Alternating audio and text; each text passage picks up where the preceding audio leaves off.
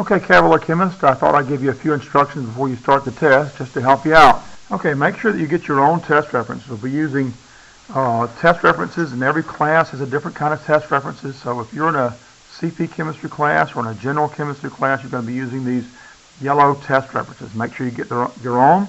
They're in the cubby or one of the cubbies near the front door, the door you enter the classroom. Make sure you get your own.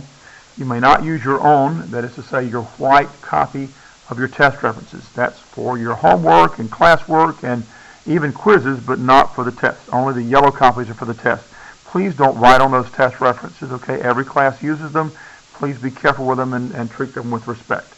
Now, before you take the test, make sure you clear your desk of everything except a pencil, a calculator, and that yellow test reference. If you want scratch paper, the teacher or substitute teacher can provide that for you. You don't even provide your own scratch paper, and turn in your scratch paper when you're done.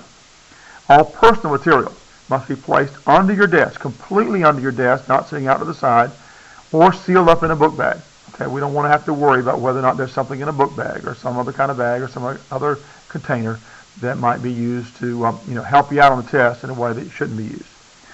You may not have food or drink in the classroom. You know that. And I'll make an exception for water, but remember, the water stays in a container in your book bag. During the test, you don't get the water container out.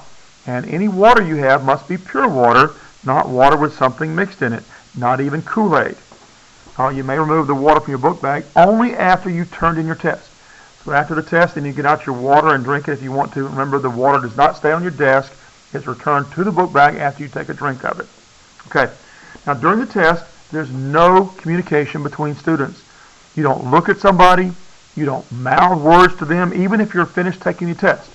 You don't communicate in any fashion. There's no cell phones out, no texting after the test.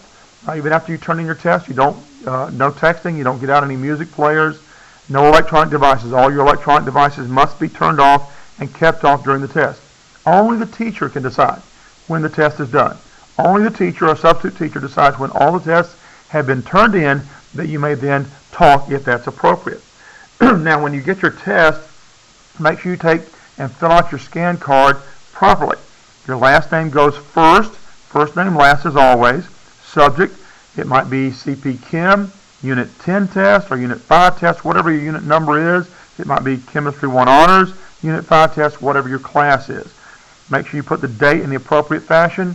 2013, 2020 is the year, dash, then the number of the month. December is 12, January is 01, and then dash the date of the month. If it's the first day of the month, that's 01.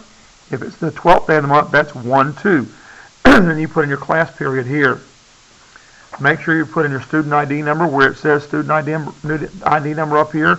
You're only going to put in the last 5 digits of your student ID number. And then you're going to put them in here in the scan sections of that. Be very careful as you fill out your scan card that you are sure of your answer before you fill it in. If you need to change an answer, you need to be very, very careful that you thoroughly erased your previous answer. The scan card isn't very good about figuring out which is the darkest mark. It only looks for the first mark that's there, and it counts that as the appropriate answer.